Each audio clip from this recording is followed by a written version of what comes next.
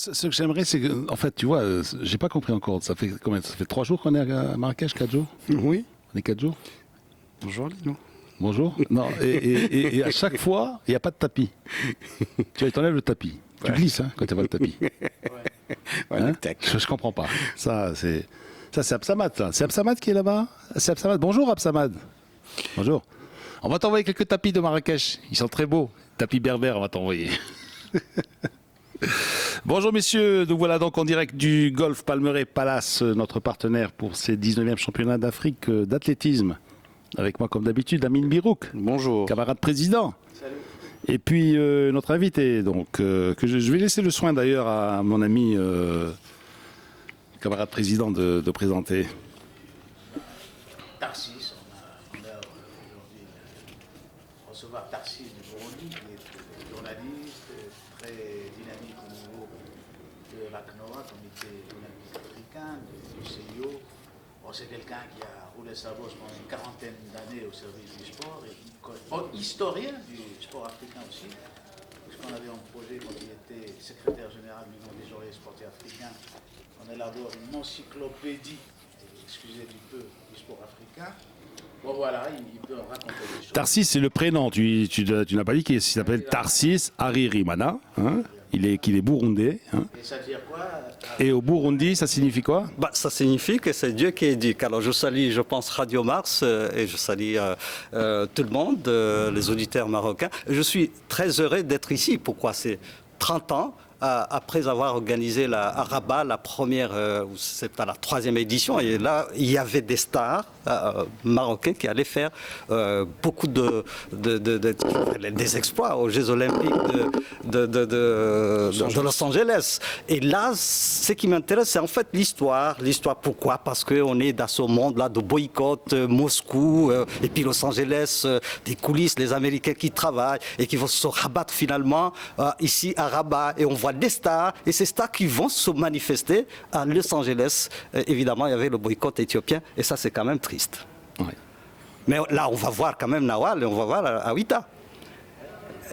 Et je pense qu'ici à Rabat, à côté, ici à Rabat, elle était sur 400 mètres et puis elle avait fait aussi le 200 mètres. Elle avait gagné 2 médailles d'or. Voilà, 2 médailles d'or. Je pense que ça, c'est pour moi, en tant que journaliste, c'est vraiment un plaisir de me retrouver ici, même si vous n'avez plus des grandes stars comme Awita, comme des rivalités comme El Gerouch, qui a lutté longtemps avec Venus Nyongabo sur 1500 mètres. Et puis le Burundais qui s'est échappé à Atlanta pour faire le 5000.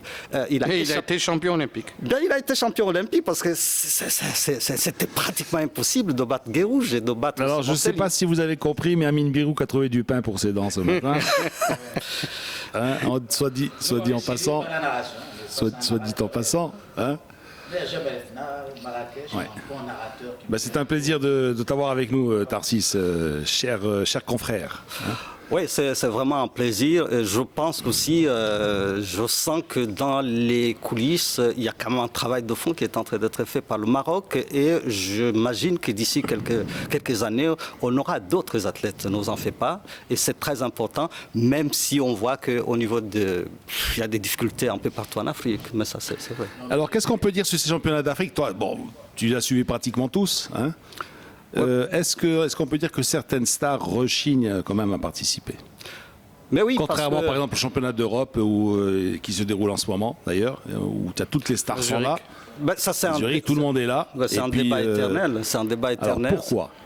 Parce que tout simplement, je pense que là, on a discuté avec Belaïd. Il y a la charge, le volume de travail de la tête devient très compliqué. La tête est très sollicitée. Il y a les meetings du Grand Prix, le Diamond. Et puis, il y a aussi d'autres championnats. Et je pense que la première surprise que j'ai eue, c'est quand même en Kenya qui manque un podium sur 800.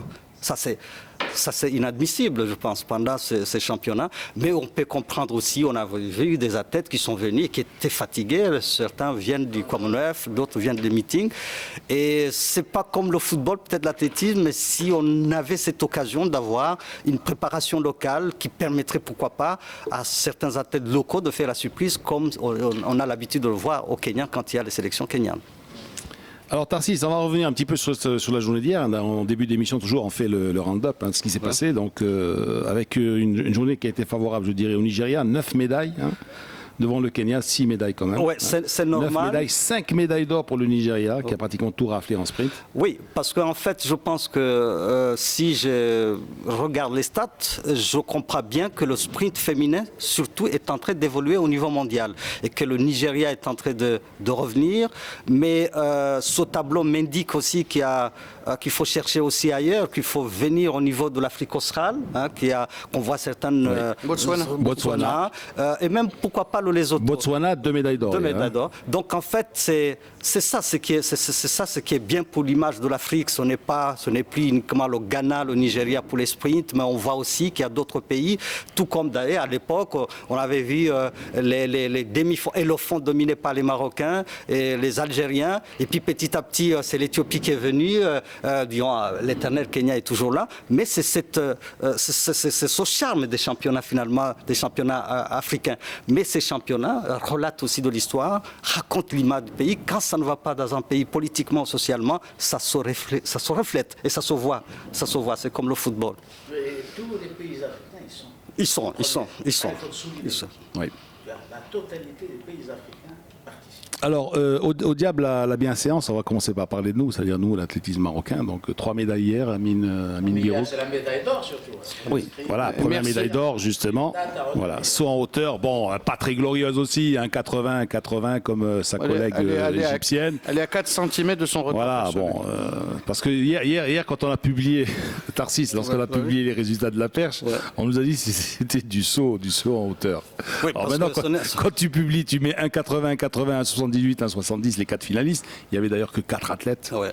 Attention, il faut pas se gargariser aussi. Hein. Mais tu incites à la ciba, Lino. Non, mais ce que je veux dire, C'est l'anarchie. je suis d'accord, mais moi j'aurais bien aimé une médaille d'or avec 7-8 athlètes, tu comprends, avec de meilleures performances. Quand tu vois 1,80 m, tu te dis, bon... Il faut juste préciser qu'elle a 18 ans, qu'elle est vice-championne du Rizin Siba, qu'elle est vice-championne du monde cadette en 2013, qu'elle vient de participer au championnat du monde. Tu es 26 cm en dessous du record d'Afrique. N'est-ce pas? Oui, c'est ça. 2,06 m. 2,06 m, tu sais 1,80 m, tu es championne d'Afrique avec 1,80 m. Mais à un moment, les Sud-Africaines étaient là. Ah, d'accord. Les Sud-Africaines ne sont pas venues. Et les Sud-Africaines détiennent ce record d'Afrique. Je ne parle pas de Costa Dinova. Moi, je parle simplement déjà au niveau africain. Je parle de la record woman d'Afrique 2,06. Voilà, 2,06, 26 cm. Tu as 26 cm. Est-ce qu'aujourd'hui, en 2014, tu peux avoir 26 cm entre le champion d'Afrique, la championne d'Afrique et le record d'Afrique? Tu vois ce que je veux dire? Ouais. En fait... Tu es exigeant, toi, tu réclames l'idéal, mais nous sommes dans un cadre... Bien sûr. Maintenant, si tu dis, bon, je prends, sur 4 athlètes en finale, je gagne l'or, bon, je prends. Je remercie, je m'en vais, bon, d'accord. Je m'excuse. Quand on fait les stats, il y a d'abord le classement au niveau Afrique, les absents ont toujours tort. Écoute, je suis bien classé. Mais quand même, quand on regarde certaines épreuves au niveau Afrique, il y a un retard. Il y a un retard. Excuse-moi, je suis d'accord, mais tu vas me dire que sur tout le continent africain, tu as 4 filles qui sautent en hauteur? Non, c'est pas possible. Non, c'est pas impossible. Mais ça va pas. Tu comprends ce que je veux dire? Non, ça va pas empêcher le comité d'organisation d'offrir une médaille à quelqu'un, parce que ce qui est très intéressant, ce qui est difficile pour l'Afrique. Parce qu'en fait, elles avaient 25% de chance de médaille. Voilà. Toutes les 4. Oui. Pour certaines épreuves, c'est tellement difficile, par exemple, d'avoir l'Afrique se représenter au JO, par exemple, parce que là, au championnat du monde. C'est le cas du saut en hauteur. Donc là, saut à hauteur, perche. Je me dis, mais bon, écoute, ça sera difficile pour l'Afrique, à part l'Afrique du Sud qui va disons, ils ne sont pas là, ils sont dans les meetings. Bon, mais disons que ce qui est important pour l'Afrique, quand j'analyse les résultats, c'est la représentation de l'Afrique au niveau du championnat du monde et des Jeux Olympiques. Et là, on est coincé, effectivement, quand on parle de la représentation de ces championnats du Maroc, quand je vois la perche et quand je vois certains sauts, les concours, et ça, on est encore en arrière. Voilà. Où ça demande de la technicité. La technicité, le travail sur le terrain. Et en parlant de technicité qui arrive, le patron de technique de l'athlétisme africain. Celui qui nous aide. Puisqu'on parle de technique, on parlait de technicité. Aziz Daouda, bonjour, cher ami. Bonjour mes amis, je suis content d'être parmi vous. Cher professeur, ça me fait plaisir. Tu nous as manqué. Je sais que tu es très très pris en ce moment. Écoute, on est au service de l'athlétisme africain. On parlait de la médaille de Siba, donc Rizlan. Alors on disait bon 1,80, 80, 78, 1,70. Il y a 26 cm du record d'Afrique. Bon, on peut être content. Bien sûr qu'on est content, c'est notre première médaille d'or. Bien sûr qu'on est heureux pour elle. On est heureux pour notre athlétisme. Mais il ne faut pas se gargariser aussi. Tu vois ce que je veux dire? Non, mais disons, il faut prendre. Au football, on dit on joue match par match. En athlétisme, il faut prendre compétition par compétition. L'essentiel, c'est de gagner dans une compétition, indépendamment de la performance. Ça, c'est de Coubertin qui disent ça. Oui, justement, mais c'est la vérité aussi. Tous ceux qui sont là, ils ne sont pas là en tourisme, ils sont là pour gagner. Bon, certains gagnent heureusement pour eux, d'autres perdent malheureusement pour eux. Mais c'est ça l'athlétisme. Mais finalement, ce qui est positif dans ce qui arrive avec Siba, c'est qu'elle a été championne d'Afrique en cadet, elle a été championne d'Afrique en junior, elle est maintenant championne d'Afrique en senior. C'est quand même encourageant. C'est tout à son honneur, ça. Voilà, mais bien sûr, il y a une persévérance, il y a une assiduité et c'est réconfortant. Maintenant, bien sûr, maintenant si on parle performance, etc. Elle a quel âge? 18 ans. Bon. Elle est très jeune, Elle est très jeune, justement. Voilà, il paraît qu'elle part aux États-Unis faire des études et donc elle va certainement avoir encore d'autres conditions différentes peut-être d'ici. De préparation et tout ça? Oui, non, mais les conditions de préparation au Maroc sont idéales. Il ne faut pas se leurrer. On a le climat qu'il faut, on a les moyens qu'il faut. Alors d'encadrement. On ne trouvera pas. Hein? Alors d'encadrement. Non, même l'encadrement. Ah, c'est les mêmes que l'université de UCLA ou de l'Utah. On a des entraîneurs très très qualifiés, Lino. Moi, je vais te citer un exemple. En 1995, je crois, je sais pas, je crois que c'était 95. Alors pourquoi elle ne reste pas ici? Je comprends pas. Attends. Je vais elle peut rester ici alors? Non, pour faire des études aussi. Des études. Attends, pourquoi il n'y a pas d'université au Maroc? Il y a 30 000 Marocains qui partent faire leurs études à l'étranger chaque année. Et elle en fait partie, tu vois. Voilà. Il y a 30 000 jeunes Marocains qui partent chaque année. C'est une richesse pour le Maroc parce qu'ils reviennent avec un savoir-faire. Malheureusement, une bonne partie parmi eux ne revient pas.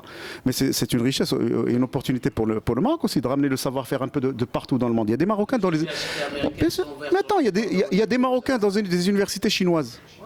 Non, tu vois, c'est tout. Tarsis, il ne faut pas te choquer, hein, tu comprends. C'est un peu le ton. Hein, non, mais c'est pas. Vous ne me choquez pas, je vis ça.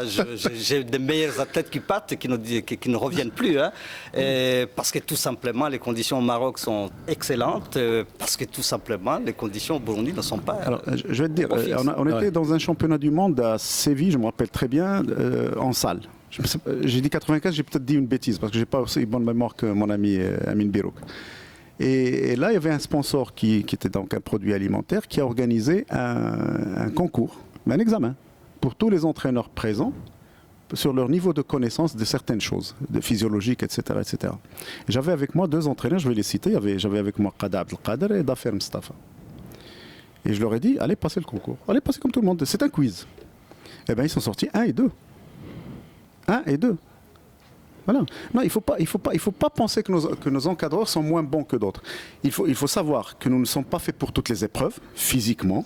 Nous ne sommes pas faits pour toutes les épreuves. Comme ailleurs, je ne sais pas moi, ceux qui habitent le Caucase ne sont pas faits pour toutes les épreuves. Ils sont faits pour des épreuves spécifiques. On le remarque avec les Nigérians. Ils sont bons en saut et en sprint, peut-être en lancer, mais on ne les voit jamais en fond et en voilà, demi-fond. c'est donc chaque raison. Mais quand on a une exception, genre, je ne sais pas moi, Siba, genre demain, je ne sais pas qui, quand on a eu les exceptions sur longueur et tout ça. Dinar, etc. Donc, on travaille sur ces exceptions-là. Tu l'avais caché, il l'a dit hier. En conversion, c'était toi avec les amis. Oui, parce que à l'époque, on avait un programme de prospection pour la perche avec Hassan Oujo. Elle l'a cité, je crois, Hassan Oujo. Qui est un entraîneur extrêmement compétent, très compétent, connaisseur en la matière. Et on a été chercher dans les salles de gymnastique et on a trouvé justement une jeune comme Siba, les garçons dont vous allez voir certains cet après-midi, etc. Donc, et le travail a été fait et on a été récompensé en conséquence. Bon, maintenant, les difficultés qu'on a, elles ne sont pas que humaines et matérielles, parce que des fois pour certaines épreuves, on n'est tout simplement pas très doué, c'est tout. Oui. Et je dirais que les fillettes sont mieux dotées que les garçons, je dirais même. C'est notre 4 médailles qui arrivent de l'équipe féminine. Le salut de l'athlétisme marocain est toujours venu des femmes. Moi, je ne sais pas si vous vous rappelez que dans les années 70 où on sombrait, on était au plus bas de l'échelle, c'était nos filles qui ramenaient des médailles. Et c'est grâce aux filles qu'on a régénéré l'athlétisme marocain. Et ils sont moins mercantiles. Alors, on continue donc la médaille donc, de Rizlan. Les filles, n'est-ce pas, Lino? Ils sont moins L'or. mercantiles, j'ai l'impression. Oui. Ils parlent sport, ils parlent dignité, ils parlent valeur. Ouais. J'ai l'impression. Alors, après l'or de Rizlan Siba, donc le bronze pour Amina Almouden au disque. Un petit mot sur ce On s'y concours. attendait pas. Mais il faut dire que depuis Zoubida Layouni au disque, Zoubida Layouni qui a gagné, je crois, qui a gagné 4 ou 5 championnats d'Afrique, on n'avait pas eu quelqu'un qui était monté sur le podium. Alors, le Mouden est la fille de quelqu'un qui vous est collé, qui a travaillé à la MAP, hein, pour vous dire. C'est une fille qui est là depuis assez longtemps, elle est assez âgée maintenant, et qui avait des qualités. Sincèrement, c'est une fille que je voyais au-delà de 60 mètres. Mais bon, alors elle avait choisi de faire des études, voilà, encore une fois, c'est la question des études à l'INS, donc études d'éducation physique et sport, où elle n'avait pas assez de temps pour s'entraîner, paradoxalement. Et paradoxalement, quand elle a fini ses études, elle a été affectée dans un coin où elle n'a pas eu les conditions de s'entraîner. Et on n'a pas réussi, je te dis bien, la fédération, à la muter dans une région, parce que c'est comme ça. Tu vois, on vient de me raconter, c'est Aziz, le cas de Mohsin Chiebi. Mais bien sûr. Mohsin Chiebi qui a un master, qui a un diplôme, et qui se retrouve muté à Sazag. Samira Raif. Qu'est-ce qu'il a fait? Non, Lino, ça n'est pas ce qu'il a fait. C'est aussi des régions du Maroc, il faut y mettre des cadres. Ouais. Mais des fois, il y a des cadres qui présentent des particularités. Voilà. Samira Raif, je ne sais pas si vous vous rappelez de Samira Raif. Course de demi-fond. C'est une fille qui avait des qualités fantastiques. On a mis 2 années à la ramener d'Azilal à Rabat au centre. 2 années. 2 années et avec des interventions au plus haut niveau, Lino, parce que ça ne badine pas là-bas avec l'éducation nationale. Alors, il fallait faire carrément un petit complexe sportif à Azilal. Eh ben voilà, alors à chaque fois qu'on mute un athlète quelque part, on lui fait suivre un complexe sportif. Non, mais la commune d'Azilal, quand même, devrait penser à avoir un petit complexe sportif. Surtout qu'à Azilal, il y a toutes les conditions pour faire du sport. C'est un mythe, c'est un mythe. Les conditions sont partout les mêmes. Alors, et au 1005, qu'est-ce que vous attendiez à la médaille de Arafi Rabab? Elle était tenante du titre. Tenante du titre. Alors, Arafi Rabab, j'ai connu Rabab il y a une dizaine d'années.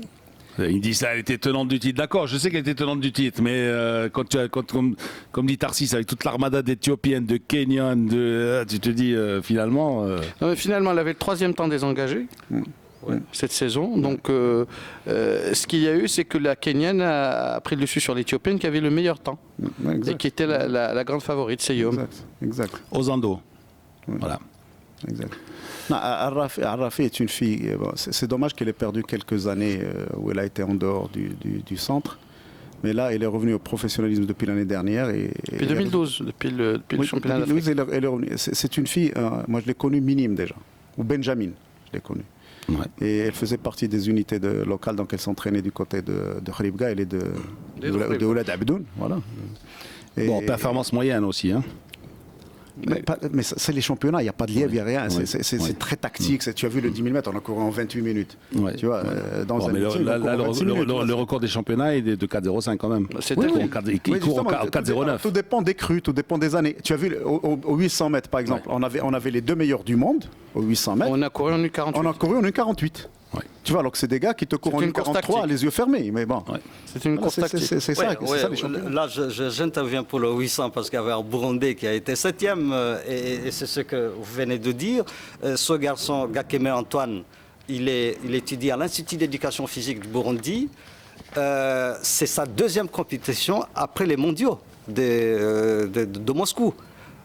Donc, il ne pouvait pas abandonner ses études. Il avait des invitations, des meetings en Europe. Il ne pouvait pas abandonner ses études parce qu'il avait des examens à faire. Et il arrive ici, il se qualifie en finale. Il est surpris par ce rythme lent. Imposé par Amos, et ben, il suit. Il aurait pu partir très rapidement pour avoir un beau chrono. Il ne l'a pas fait. Amos a été un maître tacticien. Alors qu'en demi-finale, vous l'avez vu, il est parti très vite. Ils étaient tous entraînés par Mourinho hier. Parce que franchement, ils ont terminé dans un mouchoir de poche. Hein. C'est vrai, ils ont tous terminé en 1 seconde. Le seul qui est rentré avec une stratégie de course et une détermination, ça a été Amos. Le reste n'ont fait que suivre. Entre guillemets, c'est imbécile. Oui, c'est imbécile. Quand tu vas dans une course, tu viens avec ta propre stratégie qui ne doit tenir compte que de tes propres moyens. Et voilà. tu dois courir pour toi-même. Donc tu diras à Antoine, tu lui diras la prochaine fois. Pourtant, on avait tout fait. On lui avait dit, mais cherche le chrono. Je pense qu'il est mal parti. Il n'était pas plus vraiment sur la première ligne. Il est parti sur la deuxième ligne. Quand il a amorcé sa tentative de course très rapide, eh bien, il a été tout simplement rattrapé. Mais il n'a pas d'expérience, ce garçon. Ouais. Et c'est ça. Bon, de toute façon, on retrouve sur le podium pratiquement les trois meilleurs, non? Voilà. Hein, que ce soit sur 1500 féminin ou 800 masculin. C'est-à-dire qu'il n'y a pas de surprise. Ouais, sauf que, comme je l'ai dit, sur le 3000 steeple. c'est quand même surprenant de. Game Boy. Voilà, donc c'est pour cette finale du 800 mètres, messieurs. Donc 800 messieurs. Oui, que c'est surprenant quand même que le Kenya manque un podium. Ça, c'est quand même. Voilà, nous allons nous interrompre quelques instants. Un conseil pour les achats et on reviendra à Marrakech tout de suite après.